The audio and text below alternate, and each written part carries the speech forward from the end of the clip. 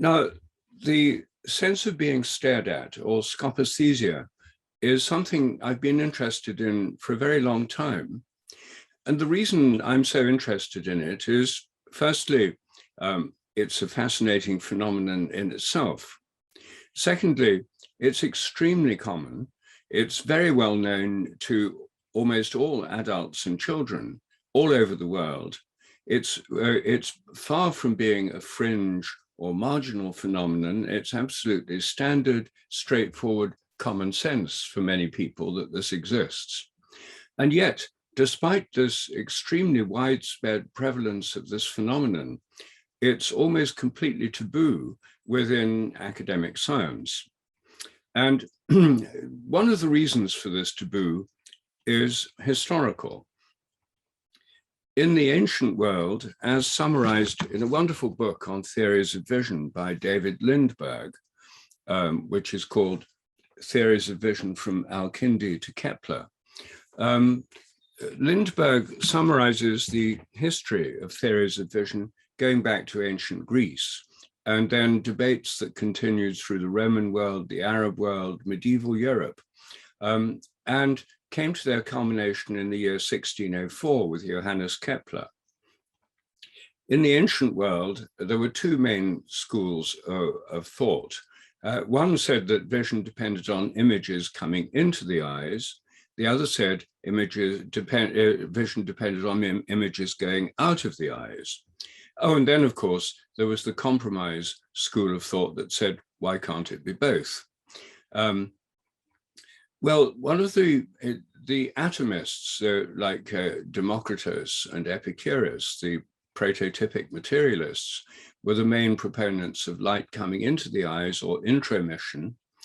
And Plato and many of his followers supported extramission, or the light images going out of the eyes. And this was most clearly articulated by the great Greek geometer Euclid. Euclid supposed that when we see something, visual rays go out of our eyes in straight lines. And one of the things he was able to explain clearly was mirror images. When you look into a mirror, the light that comes into your eyes is reflected by the mirror. But when you look into the mirror, your visual rays go straight through the mirror, producing virtual images behind the mirror. So his idea was that normal vision involves the outward projection of images which normally coincide with what we're looking at. But when we look at something in a mirror, we have a kind of beam splitting effect where the images go through the mirror, whereas the light is bent by it. And so the idea of extramission, the outward projection of images, was very widely believed, partly because it fitted so well with the sense of being stared at, which in the ancient world was taken for granted, as it is in most parts of the world today. It was often coupled with a belief in the evil eye, böser Blick in German, malocchio in Italian. Every European language has a word for it. The idea that you could do harm to somebody or something by looking at them, especially with the emotion of envy or anger, but mainly envy. So there was a whole series of folk beliefs, common everyday experiences that fitted with this theory, which was widely accepted. However, in 1604, Johannes Kepler, in one of the first great triumphs of modern science, showed that in vision, light goes through the lens of the eye and forms inverted images on the retina. And this was a triumph of medieval optics. In the Middle Ages, they already had spectacles. They already had camera obscura, where a pinhole lens would give an inverted image on the opposite wall. It was recently discovered before Kepler that the lens of the eye is lens-shaped, not spherical, as previously thought. So he was able to show that vision involves the production of inverted images on the back of the retina. And this was immediately hailed as a triumph of this method, and indeed it was a triumph. But what Kepler didn't explain was vision itself. He explained how inverted images appear on the retinas, but not how we actually see things in 3 dimensions and in full color the right way up, a single image, not 2 small inverted images. That aspect of vision was left unexplained, and it still is unexplained today. Anyway, the idea that he'd explained vision in terms of intromission meant that from the scientific point of view, extramission theories became taboo from then onwards. And until the 1980s, there was almost no serious research on the sense of being stared at. There were 1 or 2 papers by skeptics in the late 19th and the early 20th century dismissing it as an irrational folk belief, a superstition. But there was a tremendous taboo on investigating this. Well, I think that this is one of the most fascinating ways of looking at the nature of the mind through the nature of vision. And that's why I'm so interested in it. And it's still true today that the majority of people have experienced this phenomenon. If you ask your friends or family members, I'm prepared to bet that most of them would say they've experienced this. Surveys show that up to 95% of the population have experienced it. They also show that the majority of the population believe in the extramission theory of vision, despite scientific education. Gerald Weiner and his colleagues at Ohio State University were appalled in the 1990s to discover that the majority of their psychology undergraduates believed in the extramission of images during vision. So they tried to eradicate what they called a superstitious belief by giving them a re-education program, telling them that nothing leaves the eye during vision, only light comes in. They tested them immediately after this re-education program, and most of them gave what they called the correct answer. However, when they retested them a few months later, they were dismayed to find that the majority had reverted to their previous belief. In 2015, a very interesting study was published in the Proceedings of the National Academy of Sciences, showing that most people still believe in something going out of the eye. For this experiment, they eliminated all subjects who expressed any belief in extramission. So they were only testing people who believed in the so-called correct scientific theory of vision.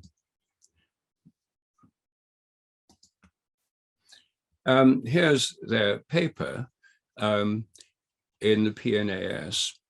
And what they did in a very ingenious experiment, they showed people an image of a tube standing upright, vertically oriented tube. And the person was shown looking at it. This was a picture. They were shown a picture of someone looking at a tube. And then they were told to adjust the angle of the tube, now represented by a single line, to the angle at which it would fall over. And interestingly, when they did this experiment with a picture of the person looking at it, the angle at which it would fall over was different from the angle when they showed the person looking away or with their eyes closed. In experiment 1, you see a significant difference between the eyes open and the eyes closed. They believed that this implicitly showed that they believed there was some force coming out of the eyes that would prevent the object from falling over. And so they were able to tilt it further before they thought it would fall over. And in this case, in the second example, the person was facing away compared with facing the tube, showing this interesting effect whereby they implicitly believed in a power or force coming out of the eyes. We still have the interesting phenomenon that we teach our children in school the extramission theory of Euclid, as well as telling them that intromission is the only correct theory. And if you look at school textbooks explaining images in mirrors, they follow Euclid's explanation of extramission.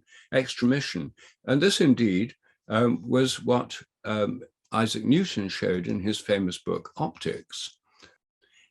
This is a diagram representing a mirror down the center here. This is an object with light coming from it, reflected by the mirror going into the eyes. And Newton showed that if you project back these lines, you produce the virtual image. This is nothing other than Euclid's theory of extramission, and it's still present in all school textbooks explaining mirror images. They usually use the word, the lines are produced back behind the mirror or projected back. There's no discussion or explanation of how that can actually happen.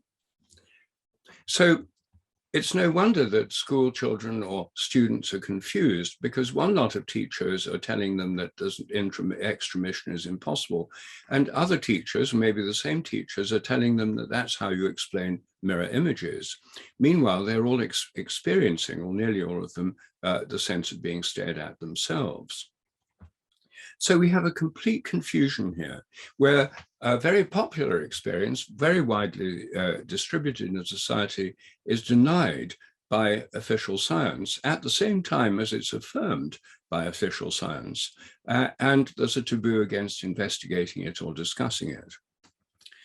Well, it seemed to me this would be a very fruitful line of inquiry. It's a subject that's even been neglected by parapsychologists who've concentrated mainly on PK, ESP, telepathy, clairvoyance, etc.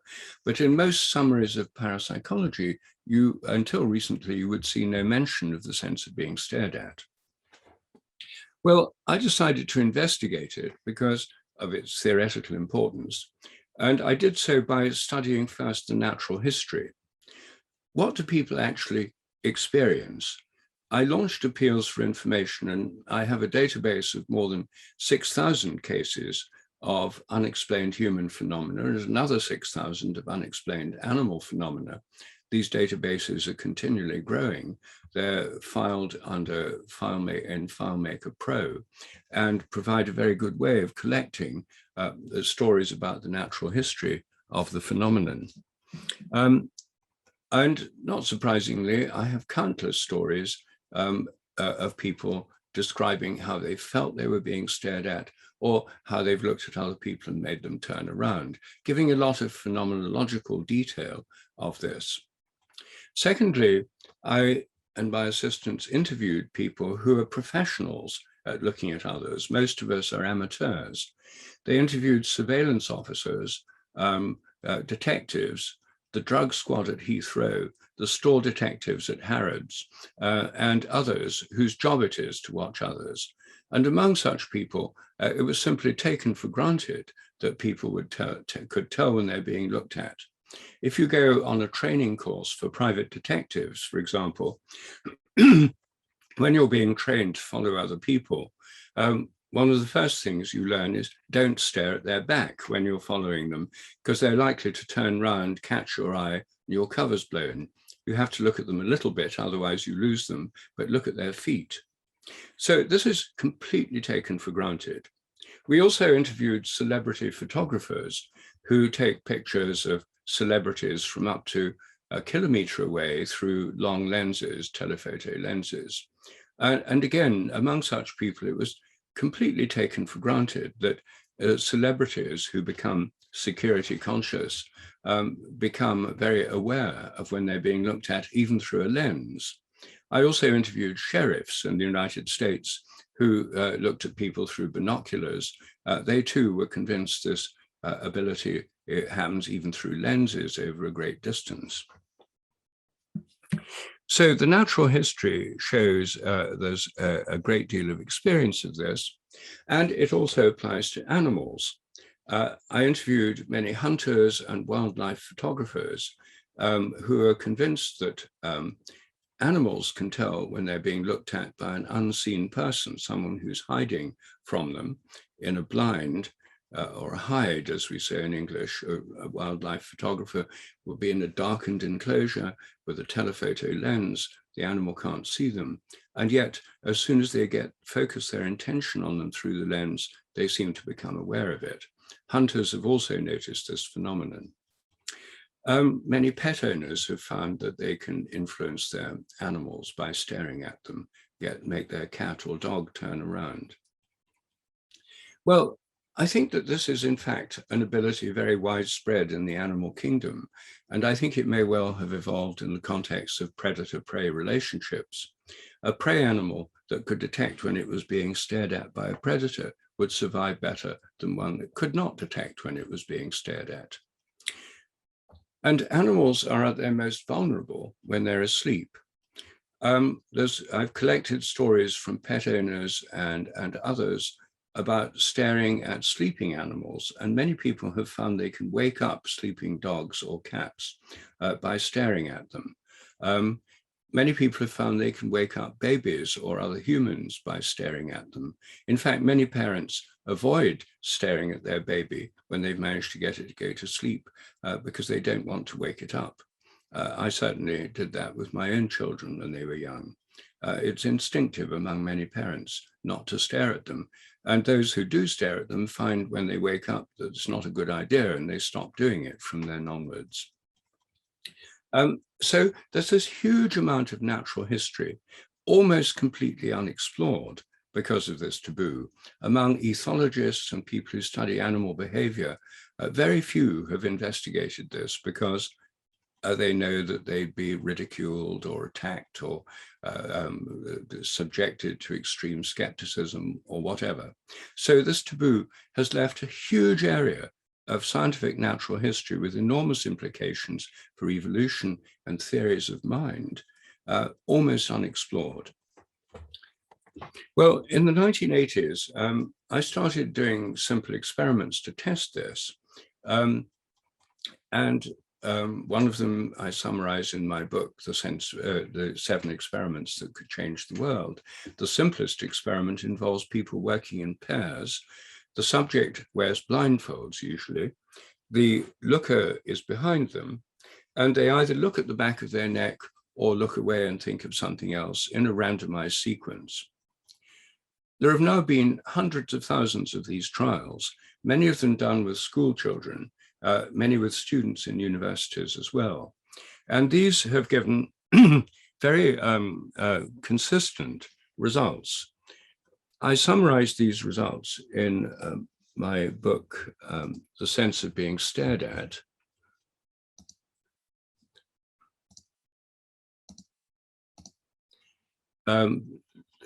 This book summarizes the results of this research. And it was also summarized in a special issue of the Journal of Consciousness Studies in 2005. The editor of the journal wanted to devote an entire issue of the journal to this phenomenon and asked me to write 2 target articles, one on the evidence for it and the second on the theoretical implications. And then 14 different scientists were asked to respond, including several card-carrying skeptics. And then I wrote a summarizing article, a response to these points at the end. But the taboo was so strong that one of the associate editors of the journal, Christoph Koch, who worked with Francis Crick, was so angry that this should be treated seriously in a scientific journal, he threatened to resign from the editorial board. The editor managed to persuade him not to resign and asked if he could quote from his letter in a special introduction to this journal. And instead of it being called The Sense of Being Stared At, the original title, he had to change the title of the special volume to Sheldrake and His Critics, The Sense of Being Glared At. Well, you see, this was, this goes to show how extremely strong the prejudice is against this phenomenon. And yet, the evidence is actually surprisingly strong. In these staring tests, in a summary of the results of thousands of trials, we see in trials when people are looking, a typical, in the upper graph, when people are being looked at, their guesses are nearly always around 60% correct and about 40% wrong. In the not looking trials, where they're not being looked at, the results are pretty well at the chance level, and the overall results usually show an effect of around 55% correct. With very large numbers of trials, this is enormously significant statistically. This effect here is something that I discussed in some detail with Stefan Schmidt about over 20 years ago, and appears to be a result of a response bias. More people say yes, they guess they're being looked at, then there's a response bias in favor of saying yes. That, however, can't explain the overall result. If somebody said yes every time and they looked at roughly 50% of the time, they'd be right in the 50% of the times they're looked at and wrong in the 50% of the times they're not looked at, giving an overall score of 50%. So the response bias can't explain the actual results. Another way of analyzing the results is non-parametric, where people who score 11 or more out of 20 are given a plus sign, those with 9 or less out of 20 trials a minus sign, and those with 10 out of 20 equals sign. And this is the percentage of people who got a plus sign compared with a minus sign in the staring trials. In the not looking trials, it's more or less equal. And in the overall results, there's a big difference here. Again, this is very highly significant statistically. The overall results, as this way of analyzing the data show, are not simply because there are a few people who are very good at this and most people are no good at it. There seems to be a tendency for everyone to be slightly better than you'd expect by chance. If you look at the normal distribution score of in the looking and the not looking trials, you see this shift towards the positive, towards the above chance in the looking trials. It's a fairly, it follows a roughly normal distribution curve. Now, these results, which are summarized in many different papers, I've published a whole series of papers on this, including ones that involved looking through one-way mirrors and looking through windows to eliminate smell and sound clues, where the results were much the same. I also published ones showing different randomization methods, balanced randomizations as recommended by the skeptic Richard Wiseman, true randomizations, experiments where people toss coins to get the randomization, experiments with feedback and without feedback. All of them gave roughly similar results. However, this triggered off a kind of backlash from skeptics who were convinced there must be something wrong with this whole procedure, because they thought the phenomenon is impossible. It can't happen, therefore the results must be flawed. And a number of skeptics did experiments themselves.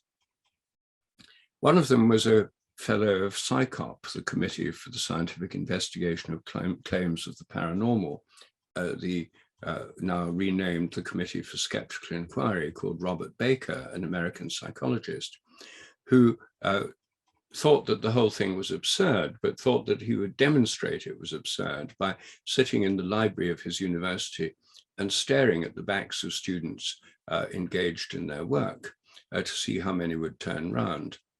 And actually, out of the 20 or so he stared at, 4 did turn round or showed signs of restlessness. But he dismissed those on the grounds that they must be paranoid.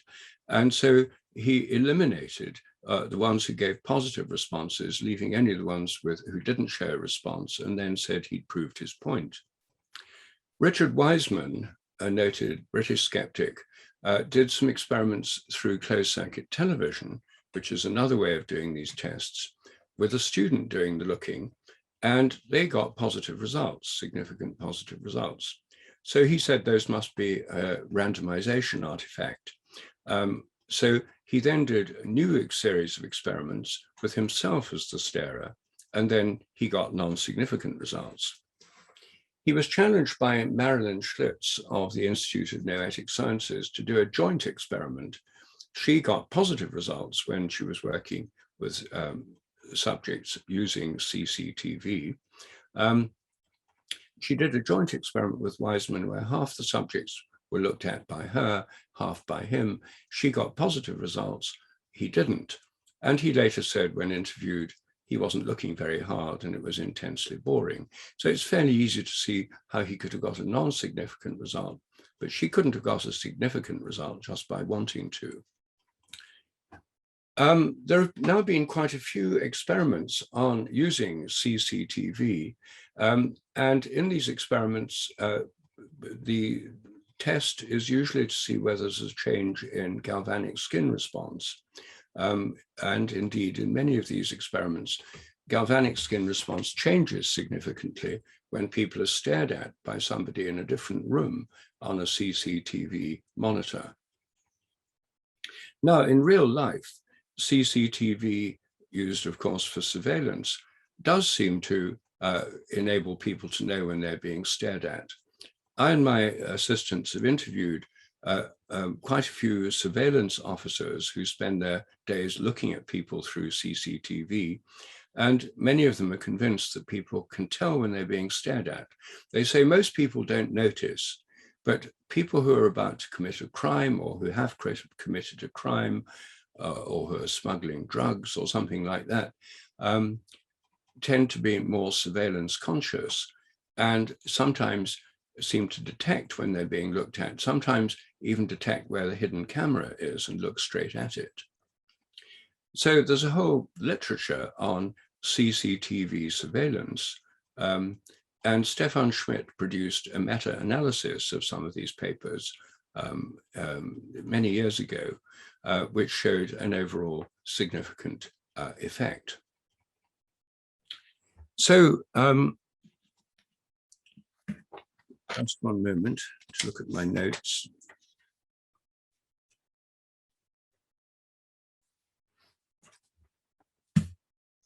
So there have also been attempts to replicate this by Dick Bierman and his student Eva Lobach in Amsterdam, which I just mentioned. They did the experiments very differently from me. They were using a one-way mirror, but instead of having the subjects blindfolded in this mild state of sensory deprivation, they had them looking at computer screens, and they also subjected them to a whole battery of tests, including after each staring experiment, how confident they felt in their guess. Well, the overall results were fairly non-significant. The hit rate was only 50.6%. And they got a higher effect, larger effect with skeptics doing the staring compared with believers. But when you look at the non-parametric analysis, the plus-minus method, the overall effect was actually positive. It wasn't a large enough sample to be significant. But even here, where the results, I would argue, were done in a way that's likely to inhibit the response through having the eyes open, making people go into left brain mode by answering lots of verbal questions. Even here, there's a hint of a positive response. Anyway, if you're interested in the details of all these experiments up to 2005, then do take a look at this Journal of Consciousness Studies special issue, and you'll see a discussion of all these experiments, including those done by skeptics, including skeptics' analysis of their own results, and my discussion of them. The result of all this is that there's a lot of evidence that this is real, but it's not undisputed, as you would expect. I think that the time is ripe for a reinvestigation of this phenomenon, looking at doing further experiments. And I've recently launched a number of further experiments, I have at the moment in beta phase testing an app that works on mobile telephones that enables anyone to do this experiment. They work in pairs. The looker gets instructions on the mobile phone telling them when to look and when not to look. And in not looking trials, they see a distracting image on the mobile phone, another picture to look at to take their mind off the subject. And the subject is blindfolded and gives their responses by saying yes or no. Yes, if they think they're being looked at, no, if they think they're not, into the mobile phone. This has the big advantage that experiments can be done through windows or through one-way mirrors. And this enables more rigorous experimentation than if people are in the same room. This has already been done, as I mentioned, but this can now be done on a large scale. And these mobile phone tests, the mobile phone app, which is being tested at the moment, should be ready within a few weeks and should enable this research to be done very widely. Experiments with school children are one of the most fun ways to do this and one of the easiest ways to do this. And in fact, a whole series of them are going on right now in Spain in a scientific institute as part of their Science Week, Spanish National Science Week, testing batches of school children in a variety of staring tests. So this research is starting again after something of a lull for more than 10 years. And I think that in this new phase of research, there are several very important questions. The first is, how directional is this effect? I've already analyzed the results of the reports on my database, most of which show that when people respond, they respond directionally. For example, I had an experience when I was attending a conference in Germany. I was on the 5th floor of a hotel. I was preparing to give a talk on the sense of being stared at. I was looking out of the window. There were a couple of women walking along below, far below. I was on the 5th floor. And as I looked at them, not thinking in particular about them, one of them stopped and turned around, looked straight up, straight at me in the window. So it wasn't just a vague sense of unease. It seemed to be a purely directional sense. And many of the stories show that phenomenon. One of the experiments that's going on in Spain at the moment is a test with 4 people, 2 lookers and 2 subjects.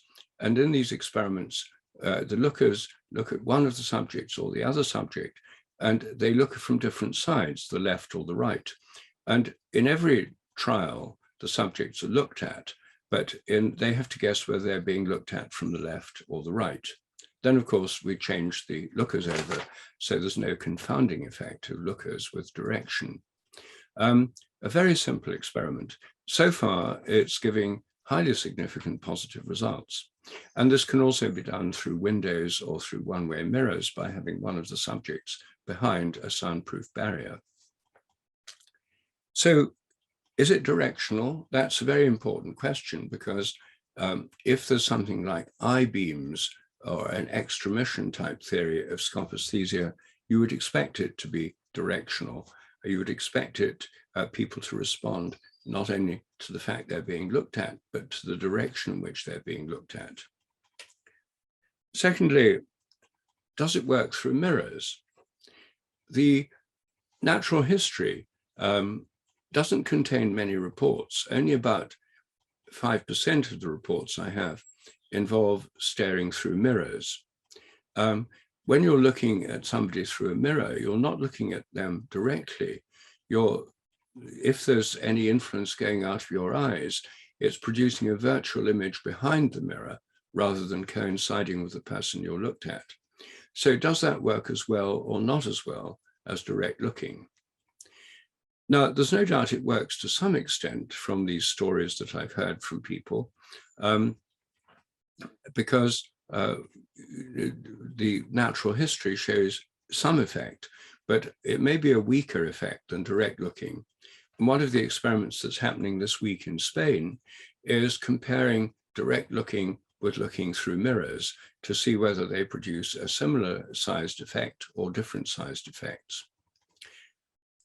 One of the stories I got recently about looking through mirrors was from a woman who works as an exotic dancer in nightclubs.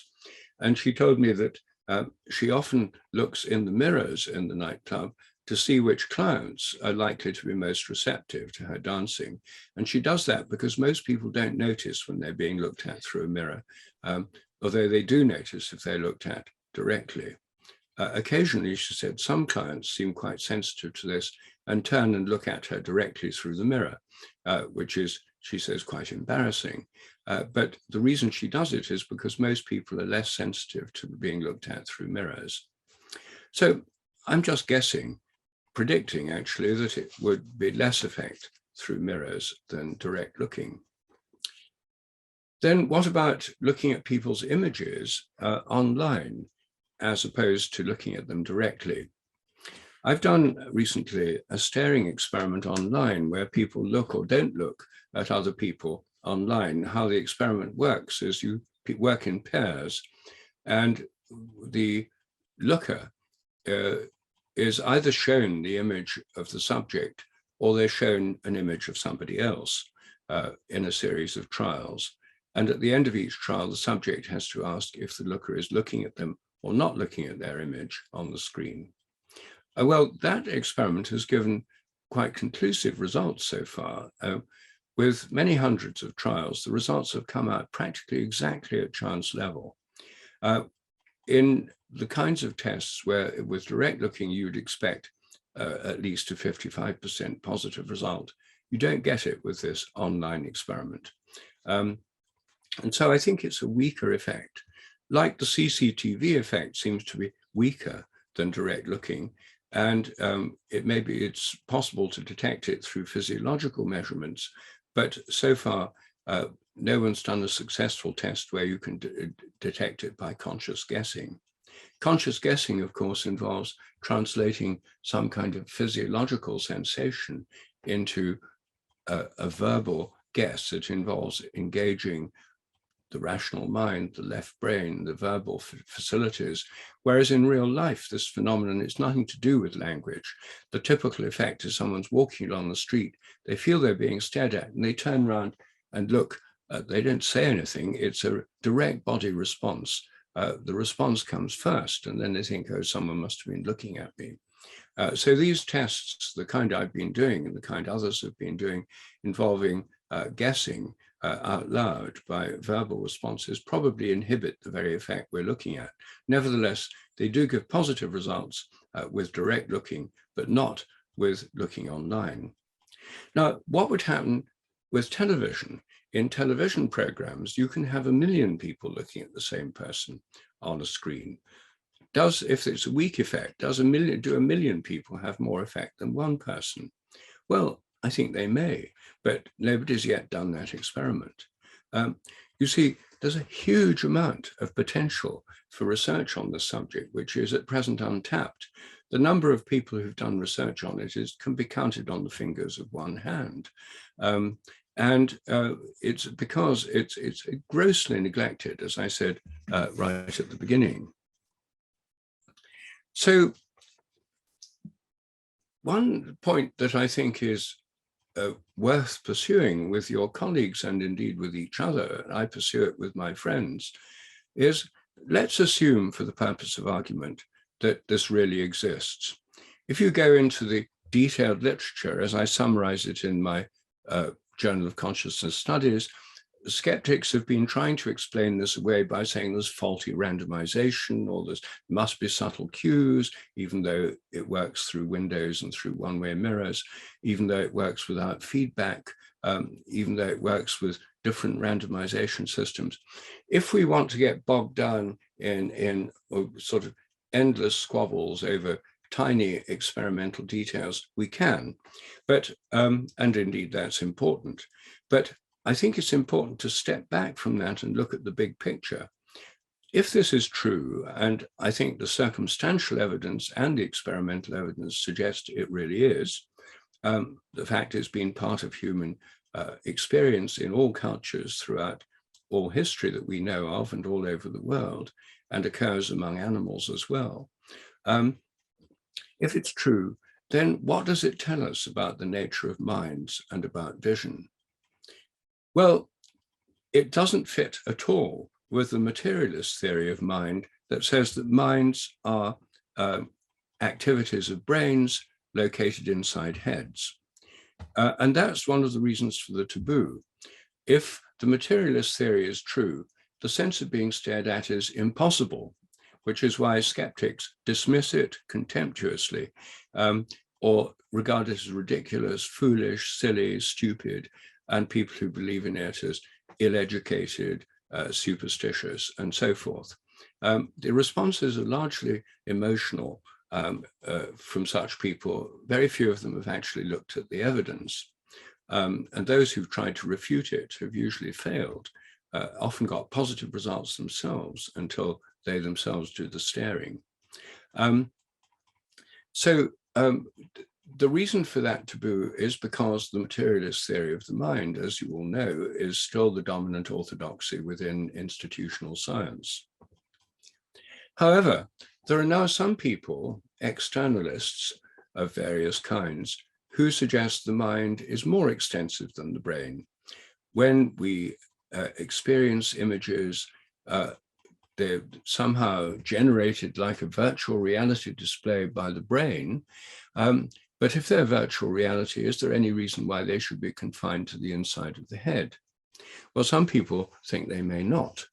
And for example, Alvin Lowe, who's a philosopher of mind, in his book, Out of Our Heads, argues that our images are actually not in our heads, they're in the world around us, just as they seem to be. Andy Clark is another British philosopher, he's Swedish. Andy Clark's a British philosopher of mind who says much the same thing. And Max Wellman says much the same thing. Francisco Varela, Evan Thompson and his school of thought are all externalists who believe that our images are not confined to the inside of the head. But one of my colleagues in neuroscience has recently been asking them if this means that they think the sense of being stared at could be real. And as soon as he asks that question, they back off as fast as they can. They say, oh, no, we're not saying that. They don't want to violate this taboo because they know it would get them into trouble. So they're saying the images aren't inside the brain, but they're outside the brain where they seem to be, but they don't actually do anything or interact with anything. I myself think that when we see things, the images we experience are outside the brain, not inside the brain. Like your image of me is on the screen where you're seeing it, not inside your head. It's projected there as a result of changes in your brain. But that and everything else you're seeing, I'm looking out of my window at a tree, and my image of that tree is, I think, projected to where the tree is. And because it's projected in my mind as a virtual image, I think it can interact with other people's minds. And so people seem to have an awareness not only of what they're seeing, but a kind of all-round three-dimensional awareness in their mind. And this somehow interacts with it, giving a directional effect, a directional sensitivity to the feeling of being stared at. Now, that's a vague theory. I invite you to come up with your own. But I think that if you take this phenomenon seriously, you have to come to the conclusion that not only are images not located inside the brain, but projected to where they seem to be, but that these projected images may have the ability to interact with what you're looking at. And if it's another person or an animal, to interact with their mind or with a field around them or a mental field which surrounds them, or a perceptual field, and you can give this any name you like. But I think that this demands some kind of new form of extramission theory. I think the dismissal of extramission theories in 1604 and their expulsion from science ever since was premature and very ill-founded, because it left vision itself unexplained. And when we come back to some kind of extramission theory of vision, we then arrive at a very different picture of the mind, a mind of extended fields or influences stretching out beyond the brain, and which one of the trickier things to explain is if this helps to explain direct vision, the sense of being stared at directly. It doesn't explain the effect through CCTV, because it's not a direct vision from the eyes. This suggests there must be a second phenomenon, more akin perhaps to telepathy, a kind of mental resonance that's as a result of paying attention to somebody, which they may pick up. So what I'm suggesting is that there may be an effect of attention, which could work through images, although more weakly than through direct looking, and through CCTV, and perhaps through mirrors, and also an effect of direct looking, which has a more powerful effect than mere attention. That's speculative, and it requires a lot more experimental research to find out what's really going on empirically. But I think you can see that this takes us into whole new areas of speculation about minds. My own feeling is that parapsychology and the study of these neglected phenomena of minds provide a key to understanding the nature of minds. They're not a fringe add-on bonus extra that comes from theories of minds arrived at by neuroscientists studying brains. They're providing essential information, essential clues as to how minds work, and in this case, how vision works.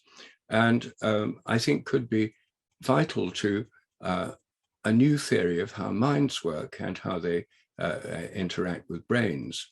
It's not as if we have a good theory of how minds work. We've got a materialist theory that says they're somehow produced by brains, but they don't know how. And essentially, it's a form of promissory materialism. We don't know how now, but we will know through further study of neuroscience in 10 years, 20 years, 50 years, 100 years. It's not really a theory at all. It's a promissory note or an act of faith. So I think the field is completely wide open. And I think this extremely neglected phenomenon could help us move that field forward. And I think that those of us who do research in neglected areas of science could be in the vanguard of a whole new way of understanding the mind. Well, I'll finish there, and I hope there's some food for thought, and also that some of you may be moved to take up this kind of research.